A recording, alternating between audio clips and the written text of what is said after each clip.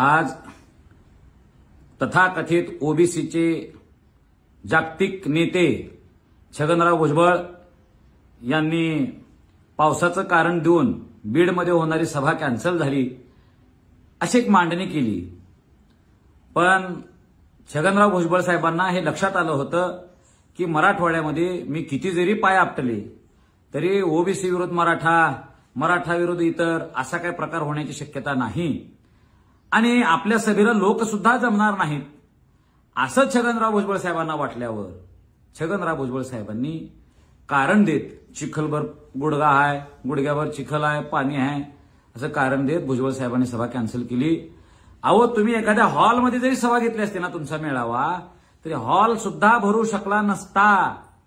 छगनराव भुजबळ साहेब उगाच स्वतःचं हास्य वाचवण्यासाठी तुम्ही आज माघार सन्मानजनक माघार घेतलेली आहे। हे सगळं ओबीसीच्या मराठ्यांच्या तिथल्या 12 बलुतेदारांना सगळ्या मराठवाड्यातल्या लोकांना कळालेलं आहे।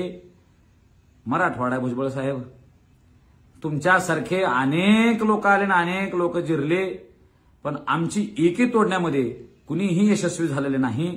तुम्ही तसा प्रयत्न भविष्यातही करू नका। छगनराव भुजबळ साहेबांना जर खऱ्याच अर्थानं काही अडचण असेल तर मंत्रिमंडळात असलेल्या देवेंद्र फडणवीस साहेबांना समोर उभा राहून बोलावं, ऐकत नसले तर टेबलावर उभा राहून बोलावं किंवा टेबलावर झोपून बोलावं देवेंद्र फडणवीसांच्या समोर की असं तुम्ही मराठ्यांचं नुकसान आमचं ओबीसीचं नुकसान केले। पण मराठवाड्यात जाऊन सभा घेऊ नका। तुम्हाला त्याहीपेक्षा जर पुढे नेता बनायचं असेल तर मंत्रिपदाचा राजीनामा द्या आणि आझाद मैदानावर तुम्ही तिथं उपोषणाला बसा किंवा तसं जर काय अडचण असेल तिकडे लोक येणार नाहीत असं वाटत असेल तर येवल्यात सभा घ्या आणि मराठा समाजाचा द्वेष बाळगा। भुजबळ साहेब 23 मार्च 1994 ह्या मराठ्यांचा हिस्सा तुमच्याकडे अनधिकृत पद्धतीने आलेला आहे।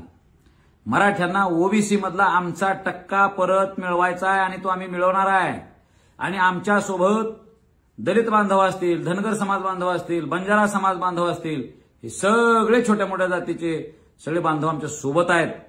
तुम्ही नरेटिव्ह सेट करू नका। तुम्ही आपलं उत्तराच्या आयुष्याच्या उत्तर काळात आलेला आहे, फार बदनामी करून घेऊ नका।